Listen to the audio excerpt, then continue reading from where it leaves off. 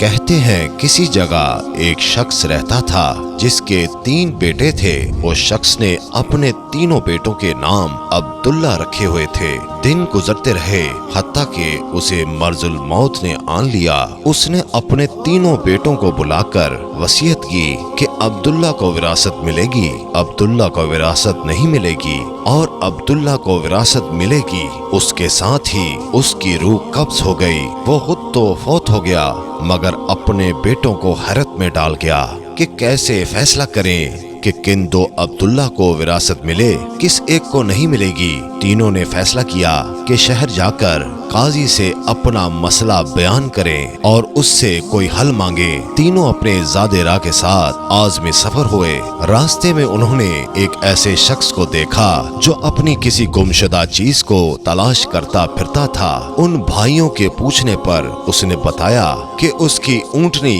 گم ہو گئی ہے جسے وہ تلاش کرتا پھر رہا ہے۔ کسی ایک عبداللہ نے پوچھا، کیا تیری اونٹنی ایک آنکھ سے کانی تھی؟ اس آدمی نے کہا، ہاں ہاں ایسا ہی تھا۔ دوسرے عبداللہ نے پوچھا، کیا تیری اونٹنی ایک ٹانگ سے لنگڑی تھی؟ تو اس آدمی نے جلدی سے کہا، بالکل صحیح، میری اونٹنی واقعی ایک ٹانگ سے لنگڑی تھی۔ تیسرے عبداللہ نے اونٹنی کے مالک سے پوچھا، کیا تیری اونٹنی کی دم کٹی ہوئی تھی؟ تو اس نے خوشی سے کہا، بالکل ٹھیک، میری اونٹنی کی دم بھی کٹی ہوئی تھی، بس اب جلدی سے بتا دو میری اونٹنی کہاں ہے؟ تینوں عبداللہ نے مل کر جواب دیا، باخدا ہمیں آپ کی اونٹنی کے بارے میں کوئی علم نہیں، ہم نے اسے ہرگز نہیں دیکھا۔ اونٹنی کا مالک ان کی یہ بات سن کر غصے سے پاگل ہو گیا۔ اس نے فیصلہ کیا کہ ان تینوں کو قاضی کے پاس لے جائے گا۔ اسے پورا یقین تھا کہ اس کی اونٹنی کو یہ تینوں ذبح کر کے کھا چکے ہیں اور اب اپنے جرم کو چھپانے کے لیے جھوٹ بول رہے ہیں۔ اونٹنی والے نے جب تینوں کو اپنا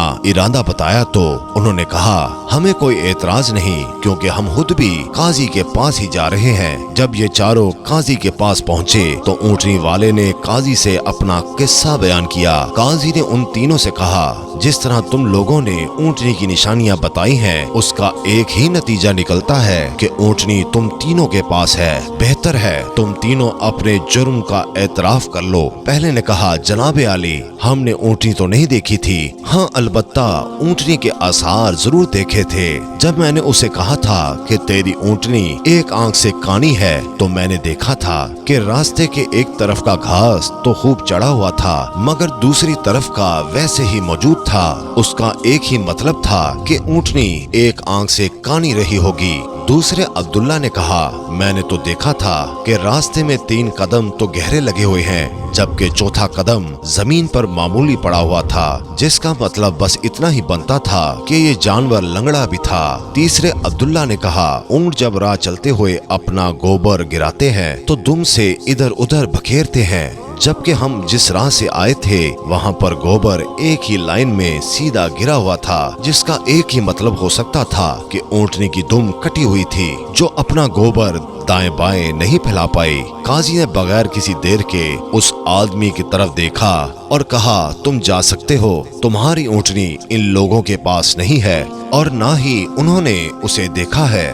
اونٹنی والے شخص کے جانے کے بعد ان تینوں بھائیوں نے قاضی سے اپنا قصہ بیان کیا، جسے سن کر قاضی بہت حیران ہوا۔ ان تینوں سے کہا، تم آج کی رات مہمان خانے میں ٹھہرو، میں کل تمہیں سوچ کر کوئی حل بتاؤں گا۔ تینوں مہمان خانے میں جا کر ٹھہرے تو انہوں نے محسوس کیا کہ ان کی نگرانی کی جا رہی ہے۔ کچھ دیر کے بعد ان کے لیے کھانا لایا گیا جو گوشت کے پکے ہوئے سالن اور روٹیوں پر مشتمل تھا۔ پہلے نے کھانے کو دیکھتے ہی کہا، یہ سالن کتے کے گوشت کا ہے۔ دوسرے نے کہا، روٹیاں جس عورت نے پکائی ہیں وہ حمل کے ساتھ پورے دنوں سے ہے۔ تیسرے نے کہا، یہ قاضی حرام کی اولاد ہے۔ بات قاضی تک پہنچ گئی۔ اس نے تینوں کو دوسرے دن اپنی عدالت میں طلب کر لیا اور تینوں سے مخاطب ہو کر کہا، تم میں سے کس نے کہا تھا یہ کتے کا گوشت پکا ہوا ہے؟ پہلا بولا، میں نے کہا تھا۔ قاضی نے باورچی کو بلوا کر پوچھا تو اس نے اعتراف کیا کہ پکانے کے لیے کچھ نہ تھا،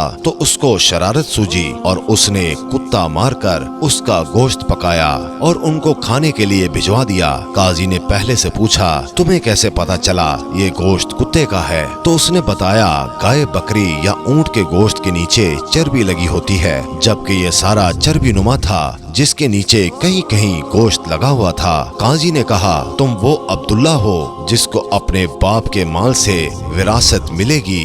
काजी ने दोबारा उनसे मुखातब होकर पूछा, किसने कहा था ये रोटियां ऐसी औरत ने बनाई हैं जो 9 माह के हमल के साथ अपने पूरे दिनों से है? जवाब में दूसरे ने कहा, मैं हूँ जिसने ये कहा था। काजी ने पूछा, तुम्हें क्यों कर ये लगा? तो उसने कहा, मैंने देखा रोटियां एक तरफ से फूली हुई और खूब पकी हुई हैं, तो दूसरी तरफ से कच्ची और मोटी रह गई हैं। मैंने उससे यही औज किया कि रोटियां बनाने वाली ऐसी खातून है जिससे तकलीफ के मारे ज्यादा झुका नहीं जा रहा और वो सामने की चीज भी नहीं देख पा रही, जिसका मतलब यही बनता था कि औरत हामला है और रोटियां बनाने में तकलीफ महसूस करती रही है। काजी ने दूसरे से भी कहा कि तुम वो अब्दुल्ला हो जिसे अपने बाप की विरासत से हिस्सा मिलेगा। फिर काजी ने तीनों से मुखातब होकर पूछा, ये किसने कहा था? मैं वल्दुल हराम हूँ। तीसरे ने जवाब दिया, ये मैंने कहा था।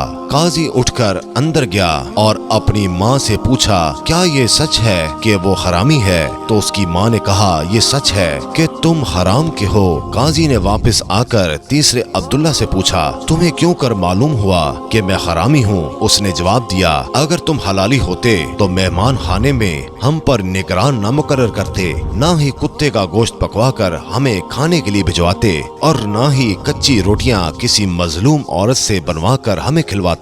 काजी ने उसे मुखातब करते हुए कहा कि तुम वो अब्दुल्ला हो जिसे उसके बाप के माल से विरसा नहीं मिलेगा। तीसरे ने हैरत के साथ काजी को देखा और पूछा, मगर ऐसा क्यों है? काजी ने कहा, क्योंकि एक हरामी ही दूसरे हरामी को ठीक ठीक पहचान सकता है और तुम भी मेरी तरह हराम की औलाद हो। विरासत पाने वाले दोनों अब्दुल्ला अपनी माँ की तरफ लौटे और दरियाफ्त किया कि हमारे तीसरे भाई का क्या माजरा है। तो उनकी माँ ने कहा, तुम्हारा बाप एक बार सुबह की नमाज पढ़ने मस्जिद गया तो उसे दरवाजे पर रखा हुआ पाया था। उसे घर लाया और उसका नाम भी तुम दोनों जैसा अब्दुल्ला रखा और उसकी परवरिश की।